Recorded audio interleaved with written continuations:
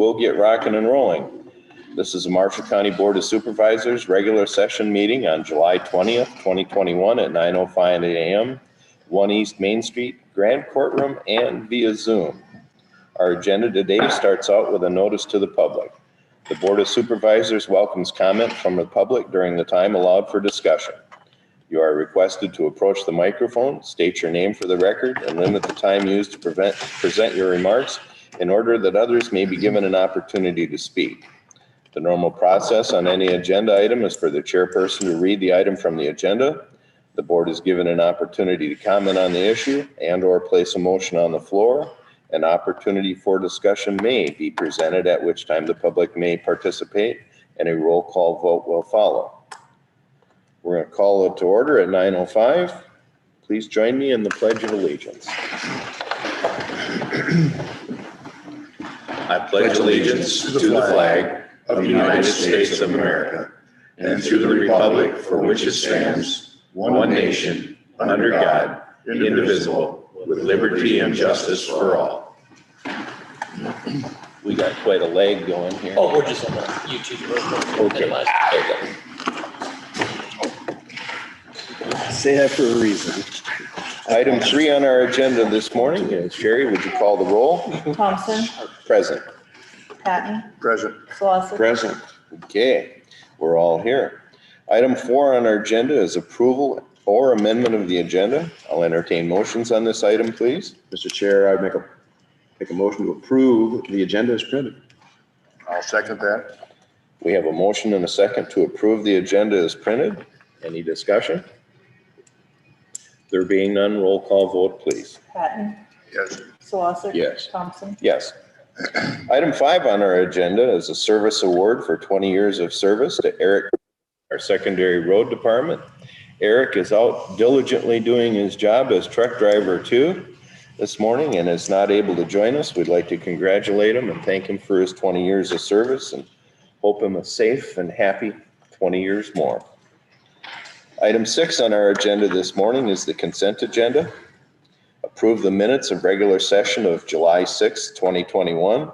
Approve the claims as audited and authorized by the county auditor and recorder to issue payment of the same. The listing of claims paid at this meeting and all claims paid in the month of July will be published as part of the first meeting in August. Item C is the file manure management plan for Tamco Pork 2, limited liability number LC 58267 at 3079 310th Street, Gilman. No changes. Item D is the file clerk of district court report for June of 2021.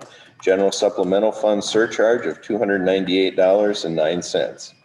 Item E is the file auditor recorder's quarterly report, April through June 2021, dated 7/6/2021, a total of $71,857.73.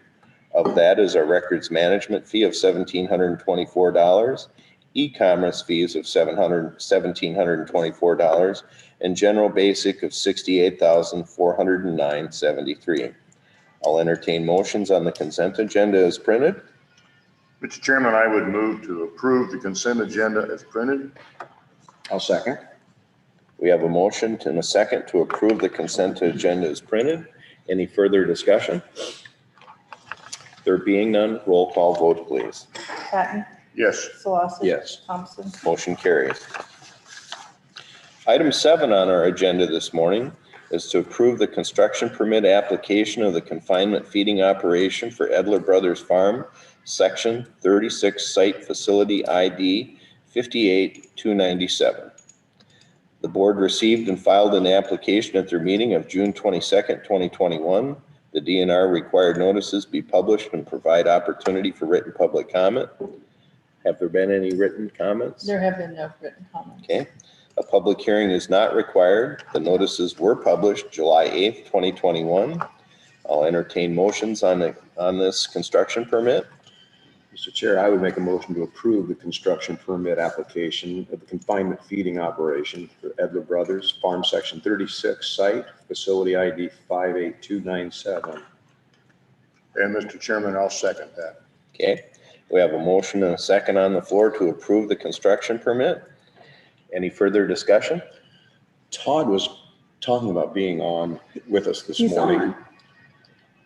Todd, do you have anything to add?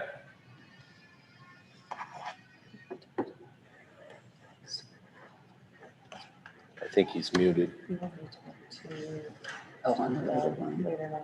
Okay. Okay. There being no further discussion, we have a motion and a second to approve. Roll call vote, please. Patton, Yes. Solosik. Yes. Thompson. Yes. Item 8 on our agenda this morning is to adopt resolution number 2021-0030, which is restricting public access to the courthouse during active construction. This is a rather lengthy resolution that I'm not going to read. I'm just going to give you the basics of it. Because we are in an extremely active construction zone within the courthouse, and nobody is allowed in without protective gear of both eyeglass wearing and hard hat, it's just not conceivable for the public to be able to attend our meetings. Our meetings are still accessible by Zoom. They can be watched on YouTube, or if we have anybody that's going to be doing a presentation, they can also do that presentation through our IT department and through Zoom. So we think for the safety of our public and everybody in this construction season, that we're going to restrict access until we are back in the building and everything is usable in a safe manner for everybody. Can I add another? You sure point? can. Previous to COVID, we were doing this in the bank, and we've just liked the attendance on Zoom.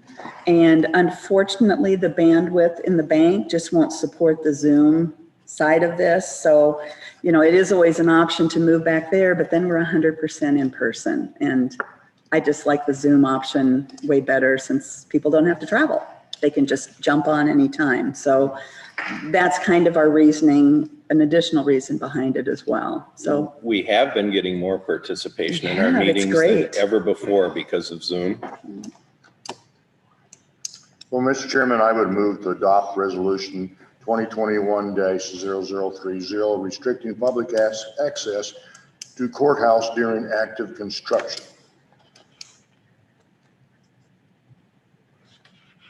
And I'll second.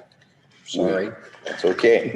We have a motion and a second to adopt. I do want to add one other thing. We did check with our legal counsel or the Allers and the Cooney on this, and they also suggested, because it's for the safety of everybody and that it's an active construction, that this was the proper thing to do. Any further discussion? Question, Yes, sir. did we ever look into using the council chambers again like we did, is that 2011, when we did the whole musical chairs at the courthouse back then? Or do they not even have Zoom capability in there? They have Zoom capability, but it's some of the other transmissions that they don't have. Any other discussions or comments? There being none, roll call vote, please. Patton, Yes. Solosik. Yes. Thompson. Yes. Motion carried. Item 9 on our discussion this morning is to approve a letter of support for the City of Marshalltown Community Development Block Grant application for the Downtown Revitalization Grant to improve properties in Marshalltown's downtown commercial historic district. This project is very important to the City of Marshalltown and to the valuation of Marshall County, and it will show support for entrepreneurial development, lift the community's image to guests, and aid in attracting new residents. I'll entertain motion on this letter of support. Mr. Chair, I would make a motion to approve letter of support for the City of Marshalltown's CDBG grant application for the Downtown Revitalization Grant to improve properties in Marshalltown's downtown commercial historic district. And Mr. Chairman, I'll second that. Okay, we have a motion and a second to approve. Any further discussion or comments? Okay, and this will come and be administered through Region 6. There being no further discussion, roll call vote, please. Patton, Yes. Solosik. Yes. Thompson. Yes. Item 10 on our agenda this morning is to approve the purchase of a 2021 F-550 Super Duty truck from Greg Young Automotive Group in Newton, Iowa for $60,306 to be paid for from the fiscal year 2022 equipment budget to outfit a small snowplow. Paul, you want to bring us up to speed on this?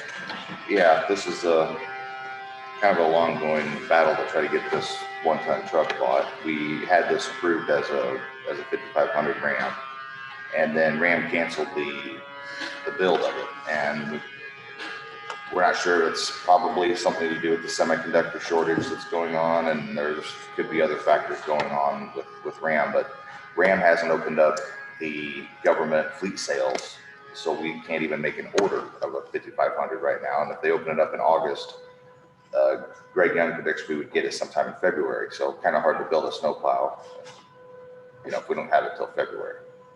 We found that Greg Young has this F550 in stock, and it works for us because Henderson can do the same build that we already approved that quote on, because it has the same cab to axle distance, and that's what we need to have the build work for us with Henderson. It's a little bit higher than our Ram quote, like 20 grand higher. It has, this Ford has a dump body on it already. Okay, now it's an electric hydraulic dump. That's a Napide, I think. That's I don't know how you say that. Napide. The reason this works for us is we are going to take this dump body off of this truck and build it on our next chassis. Next year, we're going to do another one of these one-ton trucks.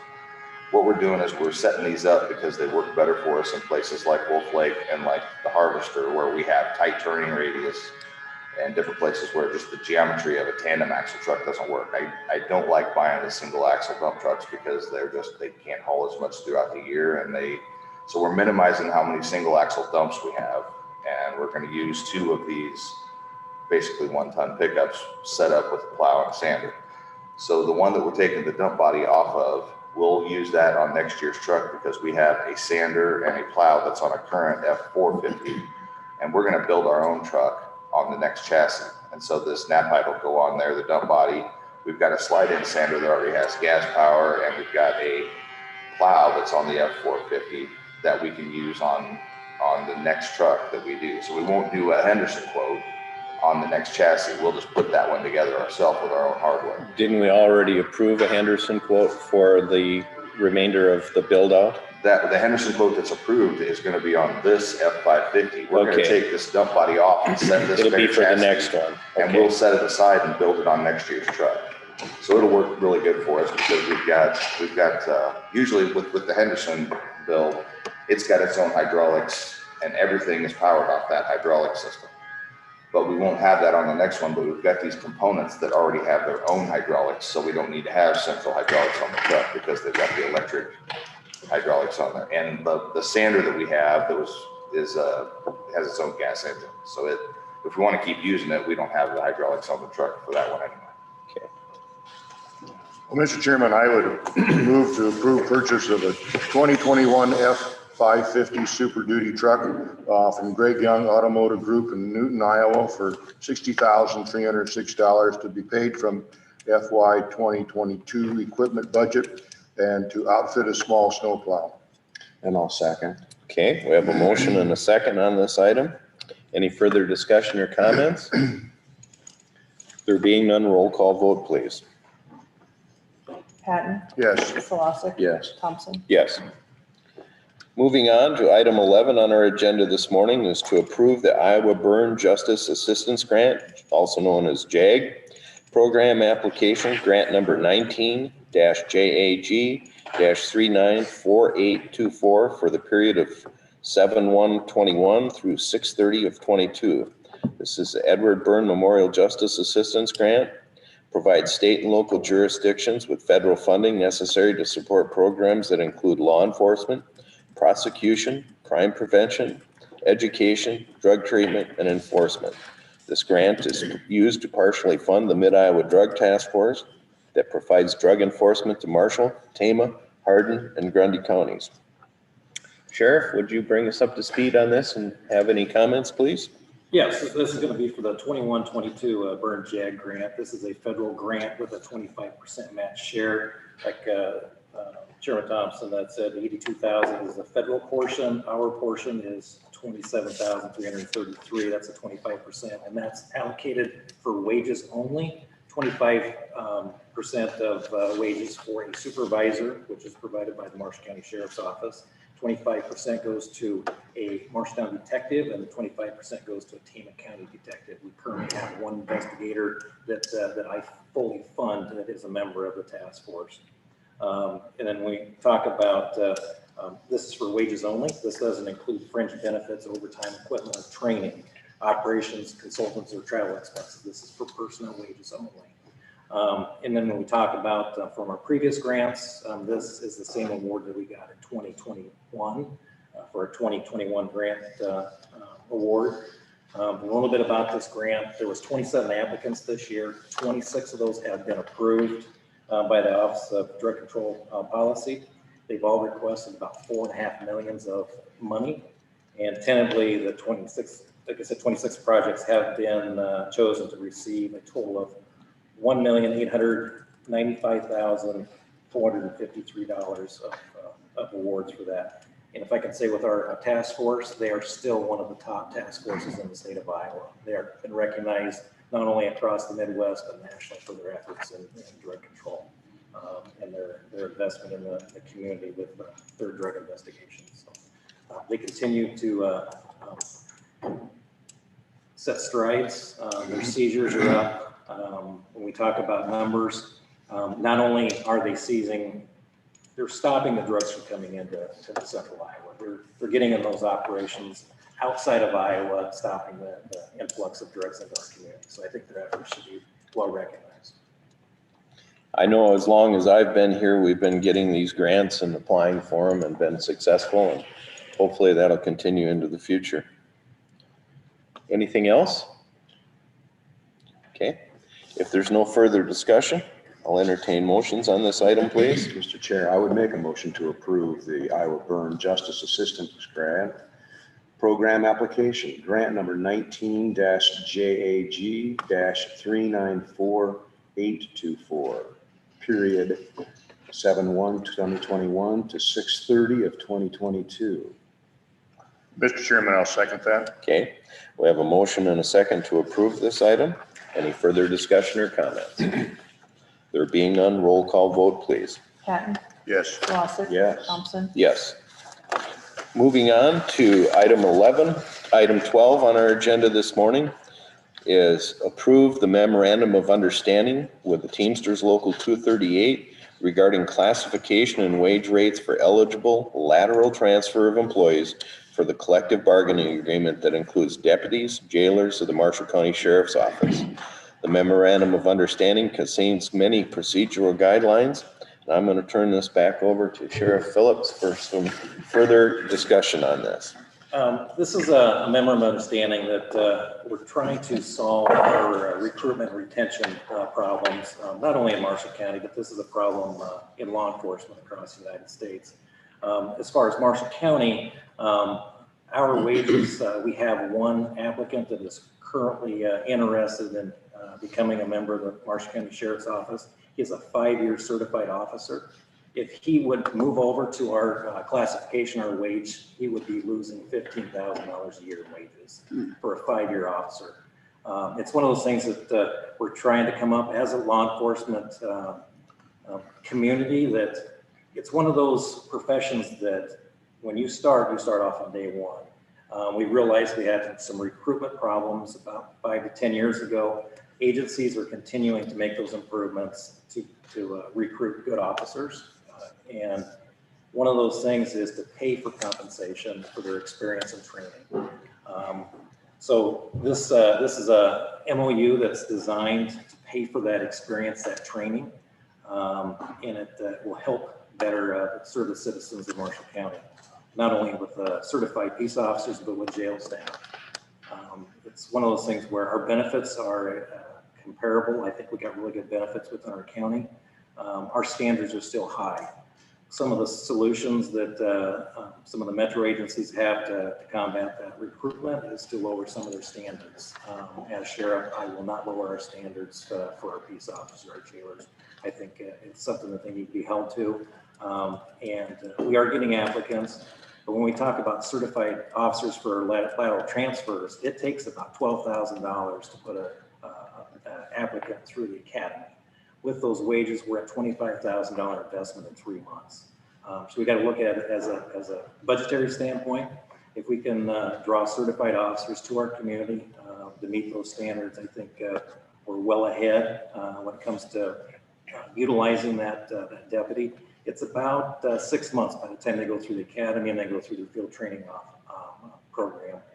With certified officers, we can shorten up that field training as long as they're familiar. And with this this wage scale that's been proposed in MOU, it can be based off the training experience. And if, obviously that's going to be contingent on whether that applicant is from a municipal agency or whether it's from a sheriff's office, and whether they have state certifications that we can utilize at our agency. So it adds a little bit of flexibility built in depending on what their qualifications and training are. So I think this is a good thing that help us for our recruitment problems, and I guess our obstacles we need to overcome. I know we've been discussing this, between you and I for quite some time. I think this is a good idea. I know you've had some good success on recruitment as of late, and hopefully we'll continue that process. And I would highly recommend that we go through and do this. I'm a little surprised that it hasn't been done before now. Mm-hmm. It's in a lot of agencies, they come up with a hiring bonus. For instance, Carlisle, they have a new facility draw in new recruits. They have a $10,000 sign-on bonus. That's how they for overcome. That's how they're overcoming some of this. But what I want to avoid for retention purposes, I don't want to hire and invest in an individual that's basically chasing bonuses through agencies. I don't want to get into that. I want to be able to retain good employees for the community. And I think this is the first step to go in that direction. In answer to your question, in our non-departmental portion of our budget with the supervisors, we always had some of that built into one of our areas, so that if there was a need to be able to pay that quote signing bonus, we could take it out of our non-department and let it be used through the sheriff's office. So we kind of had it covered, but this is just giving the sheriff much more flexibility on picking and choosing where that gets applied. It certainly makes sense. So, Yep.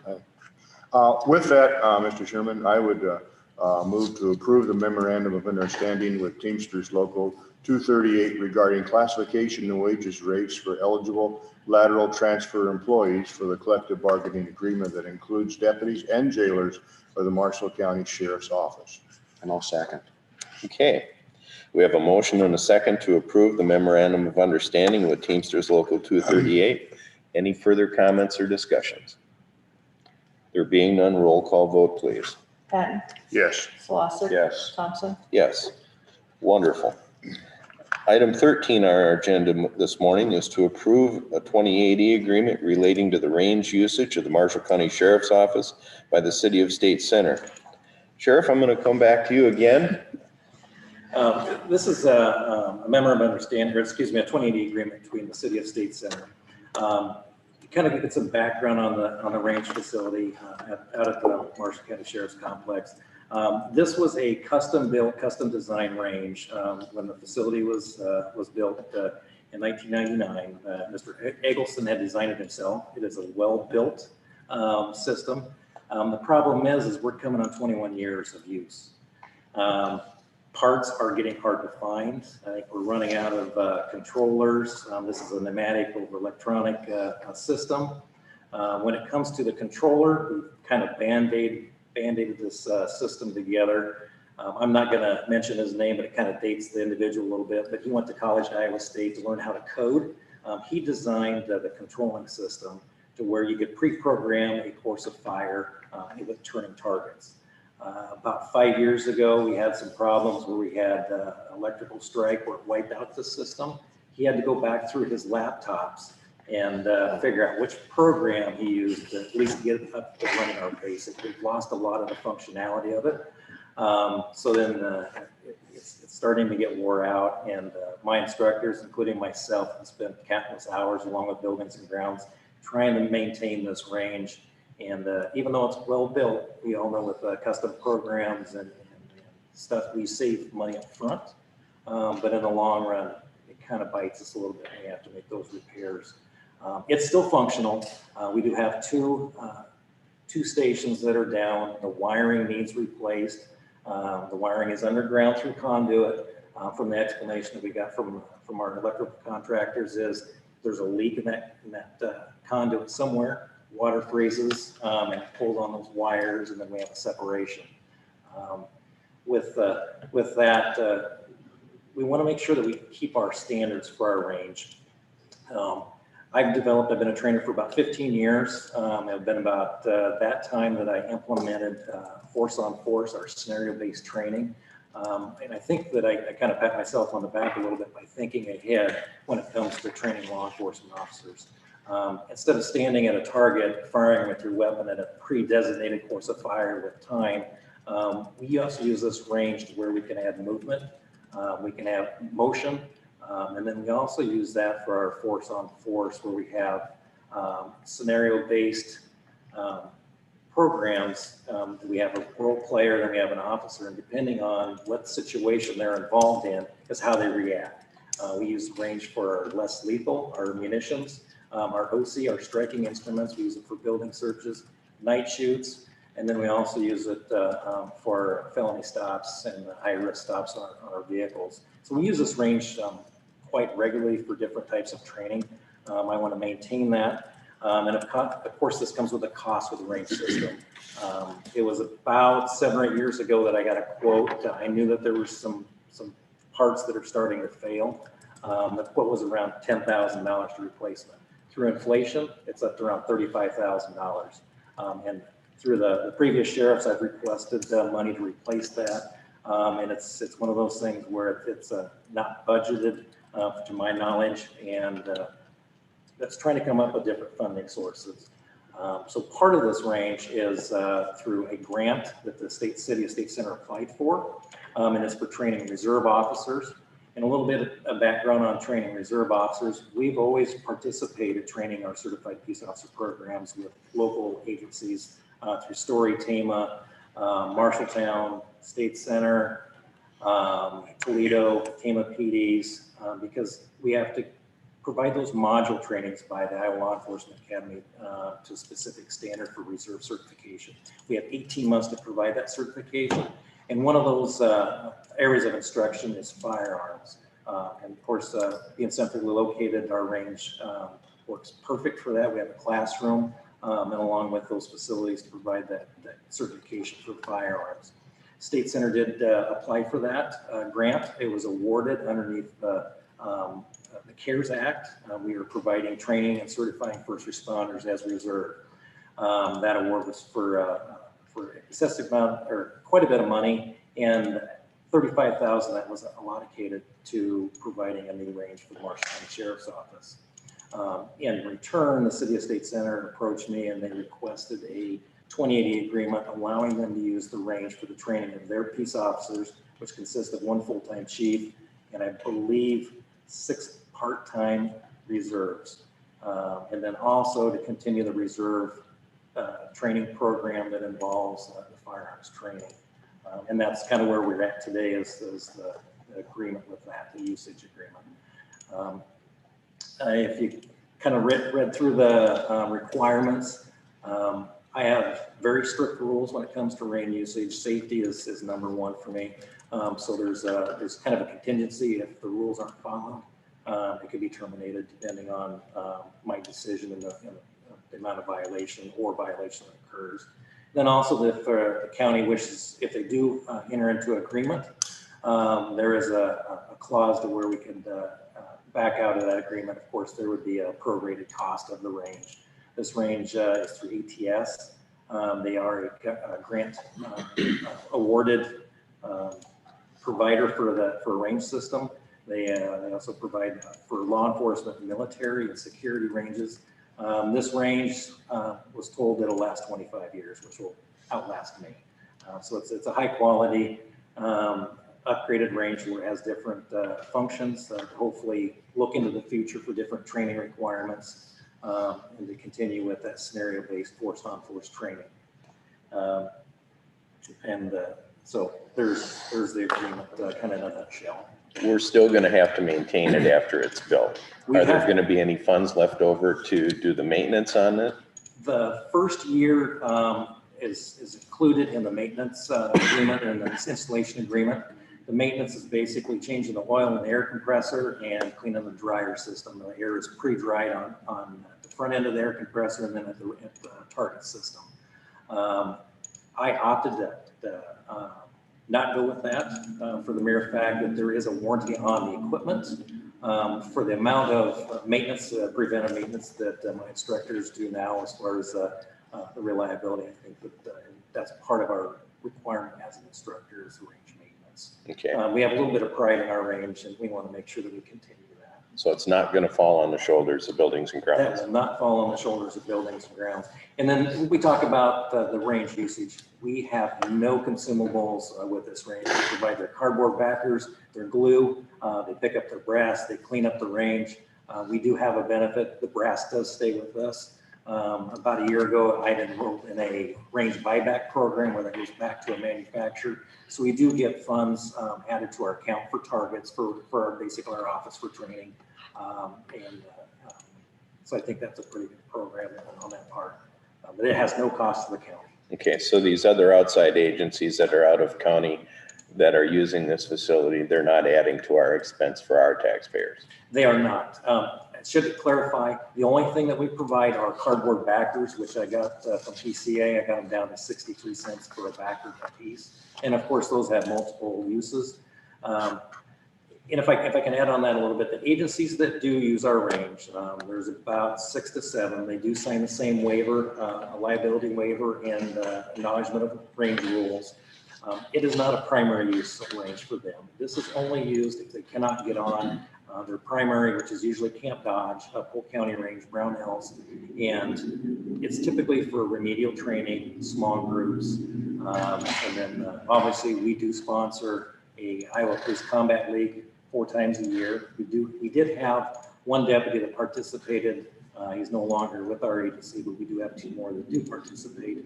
And then with Iowa's Reserve Officers Competition Shoot that's held annually, we do have year before, in 2019, we had 2 teams which consist of our reserve unit and also the courthouse security. They also participate in that competition. So we do have some nonprofit organizations that do use that for competition. The kind of way I look at it for our reserves, it hones their skills for their trade, and it gives them a chance to build those relationships with other agencies and the kind of network along with those officers. I know when you and I first discussed this, you had some changes in the 2080 agreement. I anticipate you've made those and they're to your satisfaction now? Yes, I Okay. have made those changes. Do you have 2080 agreements with other communities then too, or you're going to No. require that from this point on or not? It's one of those things where we could, it hasn't been really an issue in the past. All the instructors are firearms instructors. That's one of the requirements. They have to be on the range whenever they're training. This isn't just a free-for-all. They have to schedule. It has to be approved through my training staff. And typically it's limited to the range used how many times a year. And they do sign those liability waivers along with the rules. What's hard is that 2020 is hard because a lot of training with COVID was eliminated. But in the past, typically we have the Sea Cadets come out. They do a training with firearms familiarization. We partner with them to do a firearms program. In 2019, Homeland Security used it 4 times. Immigration Customs Enforcement used it 3 times. The Department of Transportation Enforcement used it 5 times. The State Patrol used it 4 times. So we do keep track on which agencies use that. Obviously, we have those agreements on file, and then the number of trainees that go through there. So we want to keep track of that, that participate in those firearm programs. Part of the benefit is we kind of seen a little bit from about a year ago, in 2018, those agencies that showed up. I can contribute that to the relationships that I've built with those agencies. When we talk about ICE showing up, Immigration Enforcement, the DOT showing up for that day for that tornado, they didn't have to do that. There was tornadoes hitting 2 other communities. They are familiar with our community. They knew where they build those relationships with people. And I kind of contribute that to the range usage, because we do have that working. And then also, I kind of like to, it's hard to put a value on it, but those individuals that do come to our range to use that for our specialty events, they're not eating at our facility. They're coming to Marshalltown. They're investing money. They're staying in our hotels. Again, I can't put a number on that, the benefit of that, but that we are at least gaining some of that revenue from those. They're small, granted, but it's something to bring to Marshalltown. Okay. Excellent presentation. I'll entertain motions on this item, please. I'd make a motion to approve the 2080 agreement relating to range usage at the Marshall County Sheriff's Office by the City of State Center, Iowa.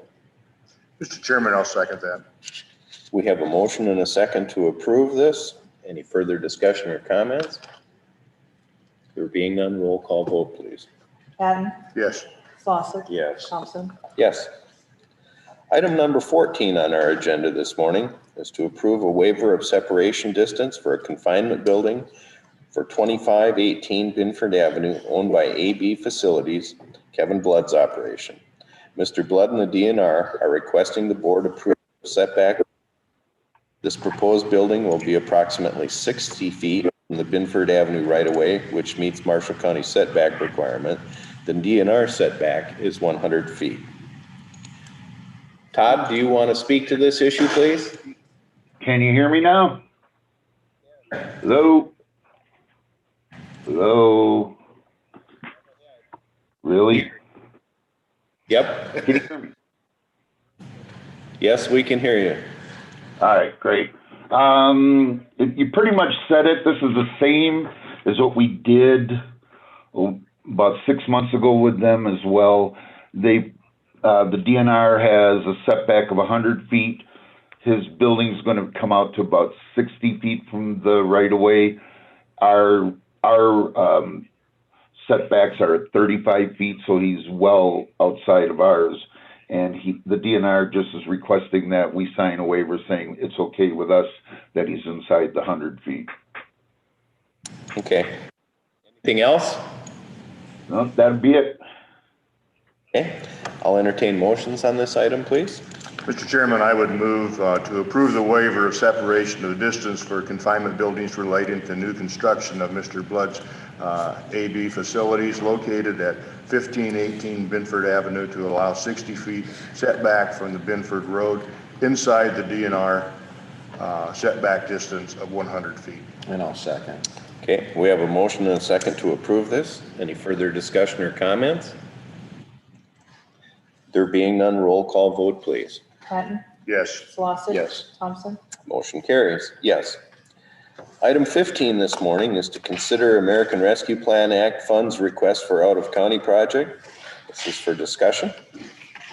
At our last meeting prior to your July 6th, so I think it was right before I left on vacation, the committee really wanted to get some direction from you three on how much we wanted to spend for projects that are outside of the county.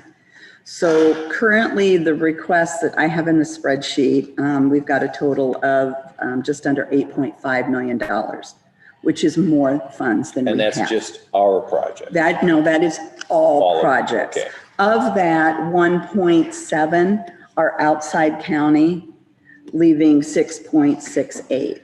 Now, I still have several department heads that are still working on pulling numbers and projects together. So we don't have all of our county projects yet. No. So we just kind of wanted some direction, following the Marshalltown Arts and Civic Center discussion on what kind of, numbers do we want to start with for outside of Marshall County projects. And we all know we can always increase that later as we continue to gather information. This is with these projects supposed to be committed by December 31 of 2024. This is a marathon, not a sprint. So we need to gather information, make good decisions. We've got a long haul for all of this. And so we just kind of want some direction on these early projects on how much you would like us to, commit. And one of the numbers we heard was 500,000 from the committee. That was kind of, if you give us some sort of a number to start with. We also, I'm still working with Senator Ernst Aid on possibly being able to use a little bit of this for the replacement of the radio towers, both in LeGrand and the new one we're putting up. I don't have an answer back from the Treasury Department yet. So quite honestly, when we're all said and done, the projects that we're going to have in the hopper that are just Marshall County projects are going to exceed all of the money that we'll be getting through these funds from the federal government. Absolutely. And one of the things that the projects we're looking at, a couple at the sheriff's office that are, one being the HVAC, those are items on Lucas's 5-year plan. And that's just going to help our budget in years down the road. So it's just, I struggle with you. This is federal money. All of us taxpayers are going to have to help pay this back. So it'd be nice if we didn't have to increase the county property tax, to keep it a little, at least flat, if we can even do that. It's one-time money. I personally would like to see us use it for our own capital projects that we've got in our 5-year plans and other things, and do them ahead of time, and thereby taking that off of the backs of the property taxpayers, which are going to be the exact individuals that are also going to have to repay this money to the federal government. I think it would be a very prudent thing for us to do, to take care of our capital projects rather than fund everybody else's items. Mm-hmm. When I first read this, I was confused when it says out-of-county projects. It really means non-county projects. Yeah, not things that Marshall County, that you guys with your budget that you're responsible for. Mm-hmm. So for instance, the Marshalltown Arts and Civic Center that was on the last, that is an outside of our county funds that you guys contributed to that.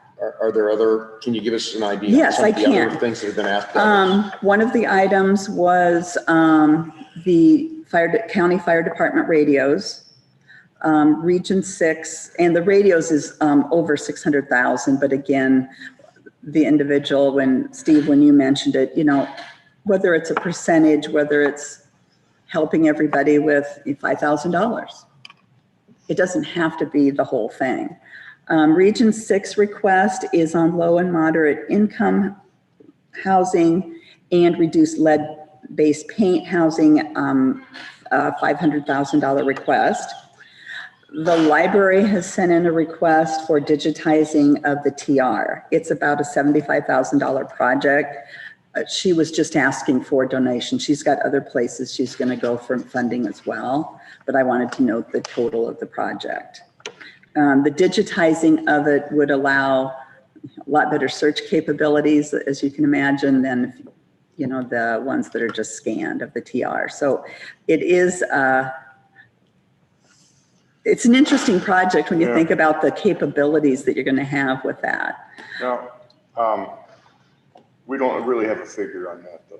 That was just 75,000 was the total. Well, that was the total. Mm-hmm. That's the whole project of getting the TR digitized, I think, for back to when it started. Is it on microfiche now? I think it's on fish now, which, you don't have the computer capabilities of doing the search stuff. So it was an intriguing project and really not as expensive as I thought it would be. The final request that I've received so far is from Center Associates on a new expanded or remodeled facility. They're still looking into, some options downtown of a remodel versus a fresh build. Their request was 600,000. So those are the things I have thus far. And none of the rest of these, only the Marshalltown Arts and Civic Center have been taken to the committee. But the committee just asked for a little direction on, what you want us to do for, maybe it's hold off for 6 months and not do anything on these. Maybe it's just one of those.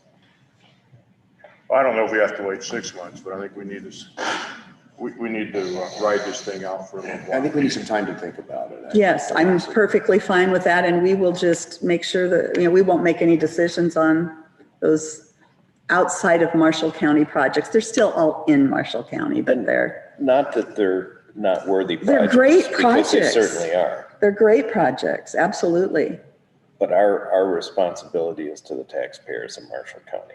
Okay, good. That's great direction for us to have. And that's just coming from me. Mhm. We've got 3 of us here. Well, and But I've heard two delays at least, if nothing else. That's my thought process, is we Yeah, need to and take like I care of said, our projects first. We may not have to delay it as long as you were talking about. Yeah, But- 6 months flies by. It just seems like time just keeps going quicker and quicker, but at least a few months to kind of get our feet up. Santa Claus will come by then. Yeah, it won't be very long, Bill. Well, additionally, there's a lot of uncertainties of what can and cannot be used, and I know that NACO's sent over 1,000 requests to the federal government and the Treasury on just all these different accounting saying, does this apply? Does this work? Can that work? I mean, so there's a lot of uncertainties with it, and when the program is vast. I'm not so sure Treasury has made up their mind yet. No, and I wouldn't doubt that there's gonna be a changing of mind on that, so. Yep. While we have a good list of a lot of good stuff, we don't even know if all of our stuff qualifies yet. Right. Last thing you wanna do is go too far, and then they change the rules on you, so it's, waiting isn't necessarily a bad thing. It's not a bad thing. Or have them say, we're not going to approve this, you've already done it, you need to pay us back. At the same time, every county in every city across the entire country has this money. How are they gonna be policing and watching every single project? I mean, it's a massive. It's a massive- huge, and the reporting is pretty simple. It's a little concerning. We have to keep it Yes. simple for the federal government to understand. I suppose. The one thing, anything that does not meet the criteria, just as a reminder, we will have a lost revenue calculation. And that calculation is countywide, and that amount of lost revenue can be used for any legitimate projects. So whenever you think of things that we know are not ARPA funds, roads and bridges are the perfect example.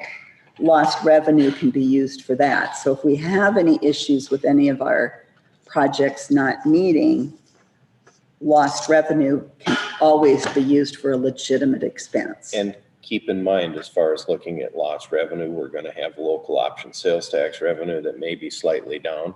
We're also going to have the state of Iowa backing off of the commercial property tax replacement. And which it's is part not- of our revenue. It's not just 1 year calculation. So we It get to goes do up. that. And their increase, they're projecting a 4.1% increase in a budget each year. Okay.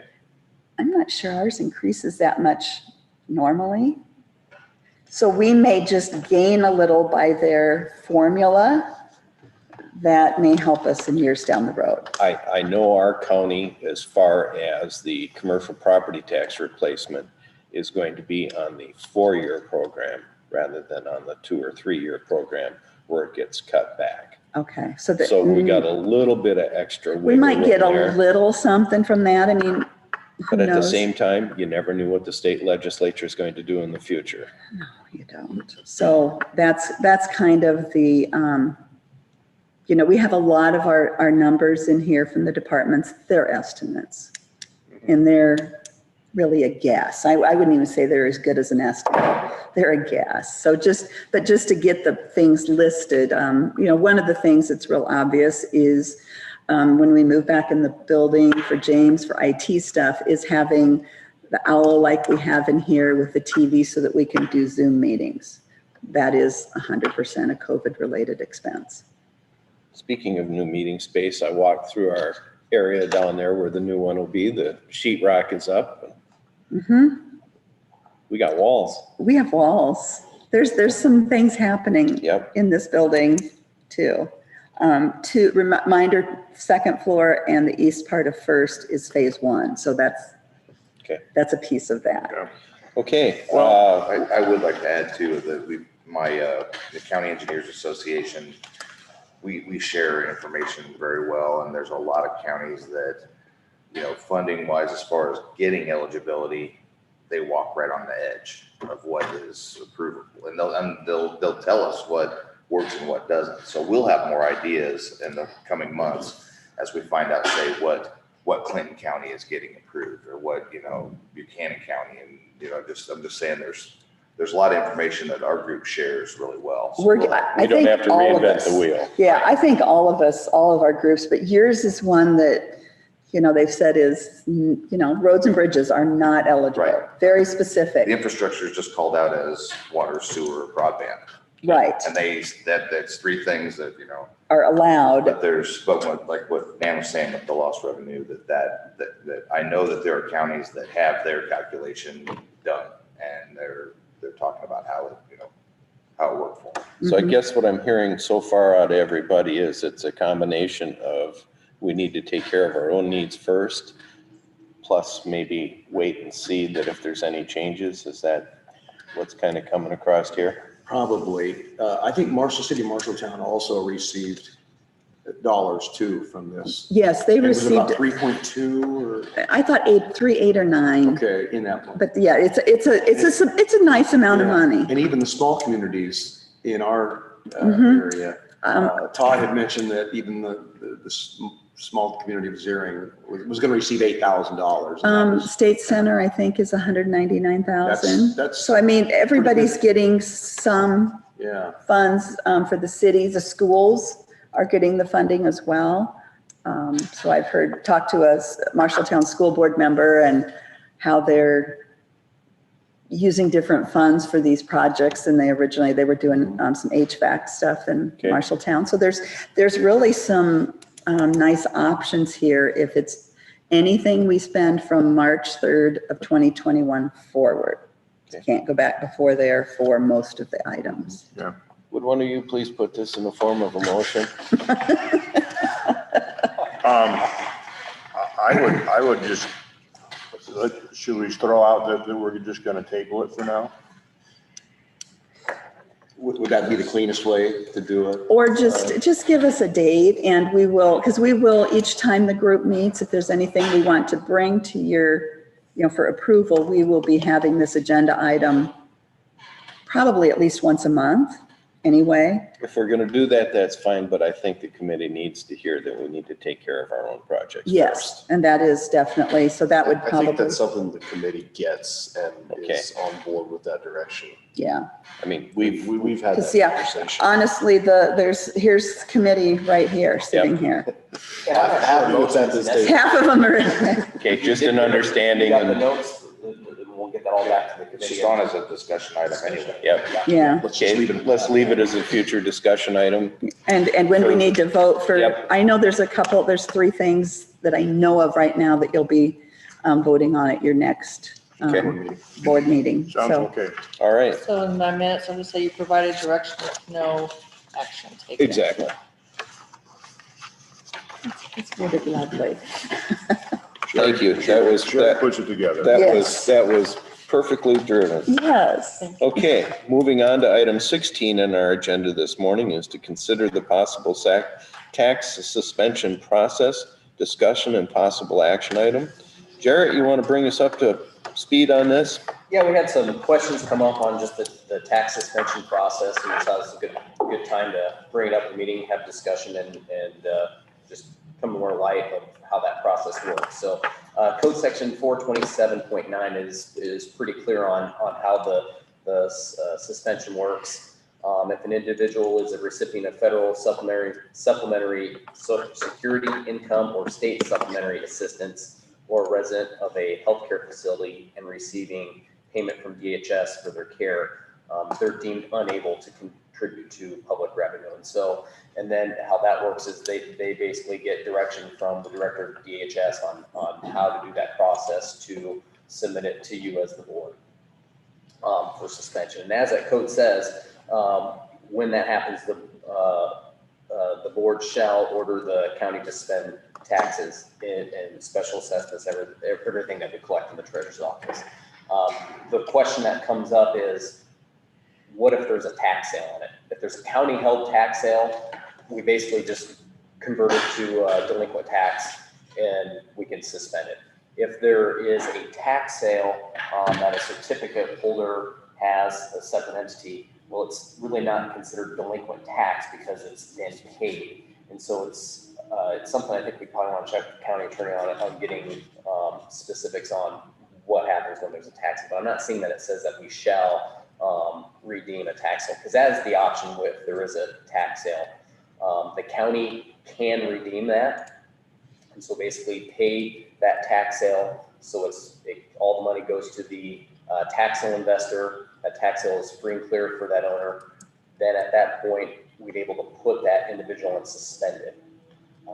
And so then you're saying, all right, if the county's paying that entire tax sale, is the county getting recouped it all, and how does it all work? So the very following month that the county would do that, we basically would do a reverse apportionment. So all the entities that receive that money when the tax is paid, that would get reversed out. So whatever portion, let's say, was in the city of Marshalltown, the city of Marshalltown would get that much less in a portion of the next month. And basically then that comes back to the county. So therefore, base taxes, the county gets back. What the county would be out in those processes, all the interest, penalty, and costs that come with a tax sale. So if a case like that ever comes to you guys, that would be what you'd want to consider in that point. We'd obviously want to check with the county attorney as well on that particular process, because it's pretty clear if there's no tax sale that if they qualify, we shall suspend, but it's not as clear on when there's a tax sale or not. So, so that's the process on that. One other thing that I'd like to add is when we do have someone apply for suspended, we want to make sure that they are notified to apply for the senior and disabled credit if they qualify, as well as the homestead credits. Because once an individual is suspended, a lot of people, they don't know that they can apply for those. If they don't have those credits but qualify, the state could be paying, and that portion the state would pay would go to the local entities, ourselves, the schools, the city, wherever they are. So it's important to have those credits on. We want to make that a requirement, basically a check the box of when someone does apply for suspended, that they do get those credits, because, hey, we're going to get some of that to our local entities from the state government. And this only applies to residential? The homestead and the senior and disabled, correct. Okay, so if we have a commercial property that is way behind, which we do, they cannot apply for this. I'm not So seeing eventually what I'm getting at is the county and all the taxing entities, if there's a tax sale on that commercial property, that all the entities come held harmless on this and held clean. They get their money. Explain that again. Okay, let's say we have a commercial entity that has way behind on their taxes, and it ends up going to a tax sale. That tax sale goes through, that individual winds up with that property. That taxable amount comes back to the county and gets apportioned to all the different taxing entities at that point, correct? When the tax sale occurs, yes. Okay. So when this tax sale date occurs, all those tax investors pay the taxes, and when they pay those taxes, we then disperse that out. So last June, we had the tax sale. Every tax sale purchase there was dispersed in July. Okay.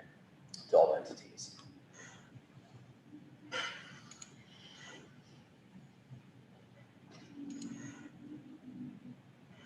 So it sounds like there's mechanisms in place already. Yes.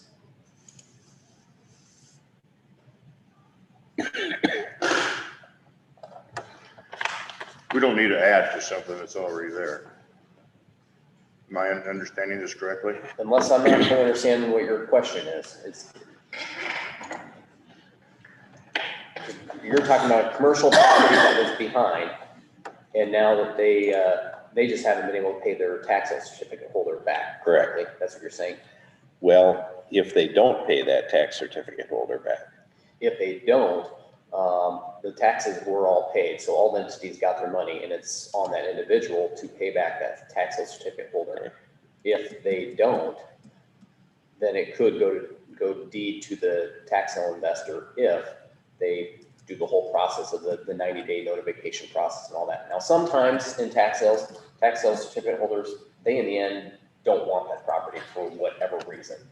Most of the time they do, because then they got something to hopefully get back to their investment. It's mostly when you find a very rundown property that maybe they didn't do their full homework on, and random getting the tax sale, and then they really want deed to that parcel, that's gonna end up being more of a hassle for them than what it's worth. So currently, we would handle these on an individual basis. Yeah, so like if an individual, the original, the normal tax suspension process, I think we're already doing it. I think more of the questions that came to my office was, what happens if there was a tax sale on them? And so if there is, then we'd have to consider redeeming that. And if we redeem it, then we get basically just the money back of the base tax, none of the fees. That comes out of the county taxpayers to pay for the fees and penalty and interest. I'm personally not ready to take an action on this. I'd like to I'm do not some either. research. And I'm not sure there's really any action to be done today. Because it sounds like there's mechanisms in place already. That's what we're alluding to here, yes. Yeah. If there's an That's what I said. individual, Yeah. if there's an individual that has applied for a tax suspension on the property and they're not eligible for the tax credits, as Jarrett has explained, and if there's a tax sale certificate already issued to a potential buyer for previous years, the board has the opportunity to pay for the tax certificate and suspend all those taxes. So it would be a policy decision at that point if the board is wanting to pay for reimburse the tax sale holder. We had a situation like this come up recently, haven't we? And in the last we have couple not months? typically resolved it at this point, but this is what this is Yeah. relating to. Okay. So that application is on hold because we aren't sure what the board wanted to do without stating specifics, How to deal with it. how to deal with it. You can suspend the taxes, but it won't do away with the tax certificate for prior years, which would then result in the tax certificate being redeemed and a deed issued. I would be very hesitant to do that. To suspend the taxes. Yes. Yeah, I think that's a very slippery slope to get on. So again, there's no action, you provided direction, we've had discussion, and we also we have updated the application for tax suspension to make sure that individuals have applied for the available credits, the senior or the disabled, and the homestead, to eliminate any additional burden. Okay. What we got for discussion and possible action, are we going to take any action or just have our discussion and leave it? Let's leave it at discussion at this point. Yeah, I don't think I want to be involved in any action at this point. Okay, Yeah, and any action you probably ever need to take is when a request comes to you specific to a and meeting. we can handle that specific on that property at that time. Correct. Okay, let's move on to item 17 then this morning, is to consider a scanning project update regarding Board of Supervisor minutes books. This is discussion and possible action to end printing of the bound minute books. Last book printed for each calendar year is 2020. So She does the minutes and the books and you're responsible for the I'm minutes, responsible so for all of it. Let's but, hear it. This was Sherry's idea, which I thought was really good. We are trying to get a count of all of our books to get to vendors honestly quicker than other counties are, because this would be a very legitimate expense with ARPA funds to scan all of our real estate books. Included in the real estate books are the Board of Supervisor books. So we asked the question to Ehlers and Cooney if we can get rid of them if they're scanned. Yes. So we don't have to have the storage space in our brand new refurbished courthouse, which will be a considerable amount of room. Well, for the Board of Supervisors books, it's not that many, but it helps. Yes. Every little bit helps. So the room that was off of our formerly destroyed office, was that the only amount of space we had for those books? No, Or there did we was- have them other places We too? also had them in my stack room, in the auditor recorder stack So room. we're talking a pretty good chunk of real estate. What's the possible cost on this? I have an estimate right now of 400,000 to do all of the books with ARPA funds. But we've got to get a quote. We're working on When a you say quote. all of the books, all of our books, No, all of the All, real yeah. estate books Okay, and the board I books, want to be sure we all understood that. everything. Okay. This is a lot of books. And to also get them so that we have the software so that we can look things up, so that they're, it's usable scans so we can find things in the future.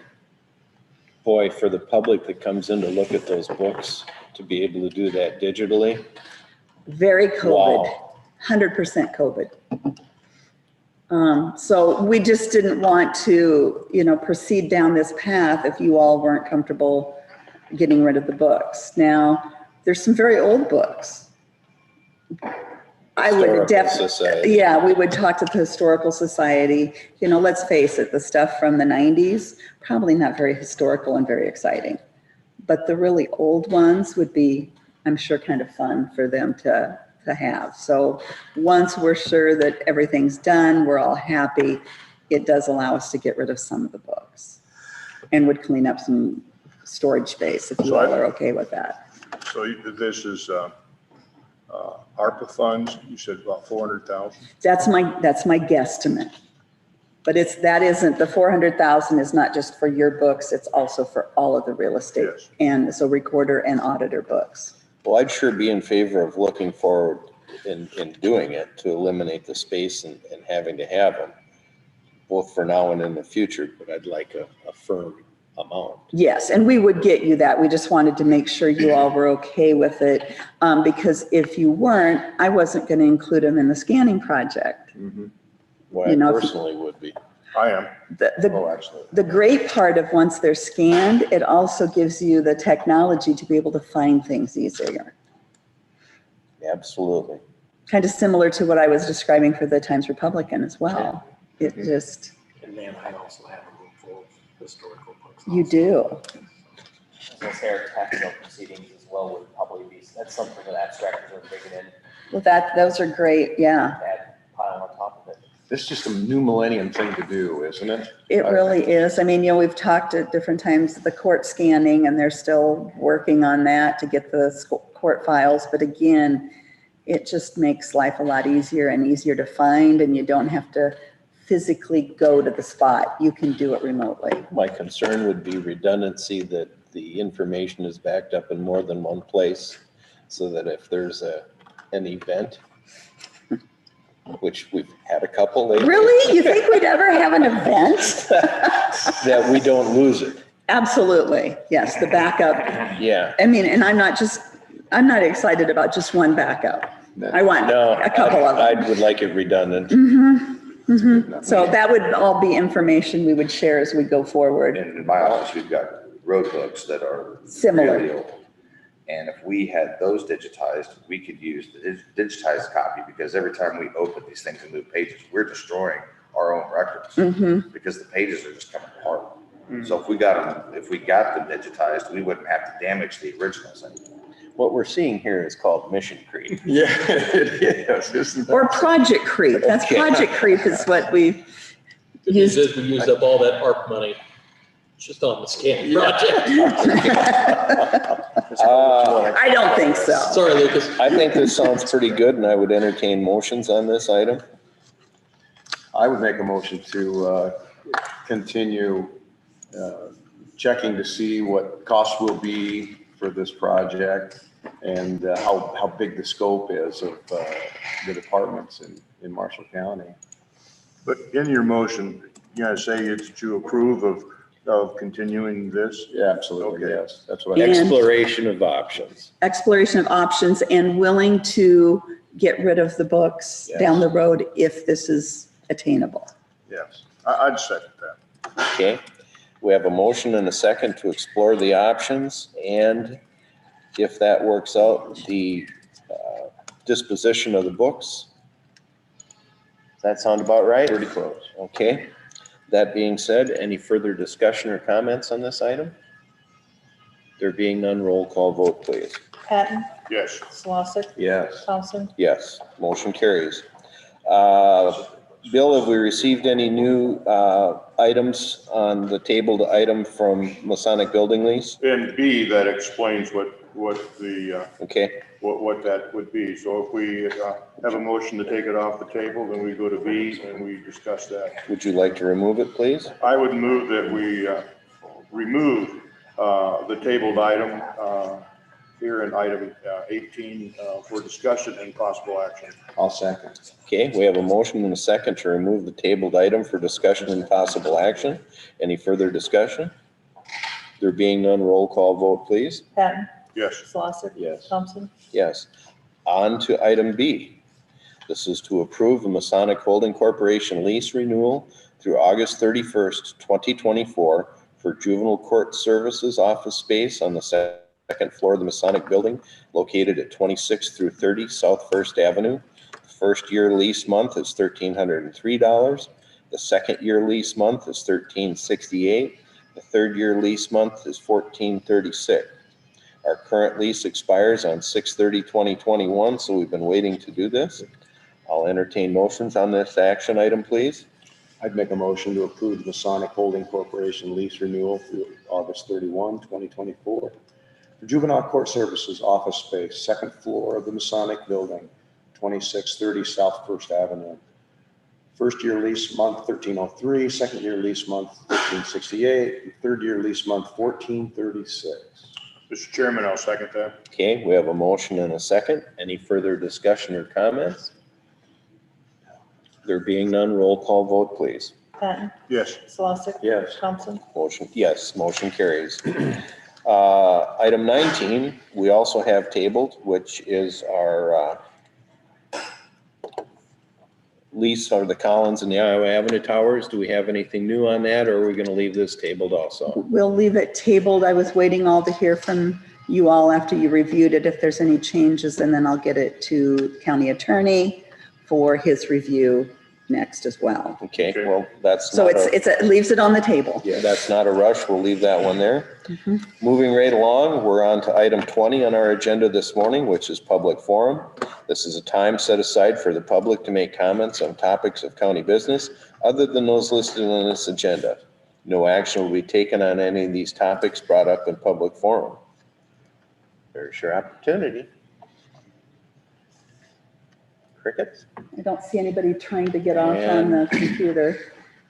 Nobody making public comments I will say online? one thing, that Paul? we are definitely planning to open North Center Street this week sometime. It's just a matter of what things can we get out of the way, and there's a little laundry list of little things the contractor needs to take care of, and we've got a couple cranes that need to be moved that likely have to be loaded from the road just because of where they're sitting.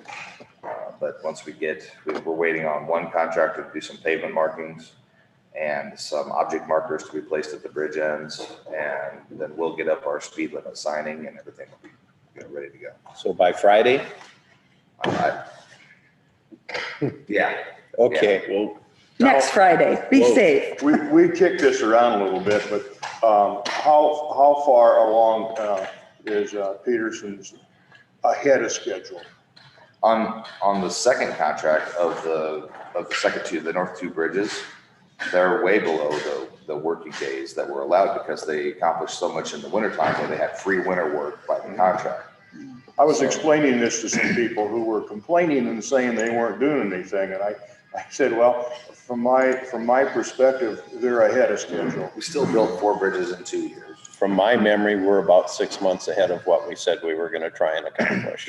There still was the time that the water main on the main bridge cost us a couple months because just getting hardware for those brackets. And then the other survey layout mistake cost us another couple months because they had to, pull pile and rebuild the abutments, and that was costly.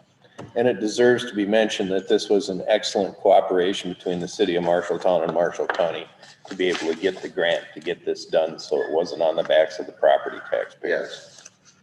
So we always want to thank them. That was an enjoyable working together on this to get this accomplished.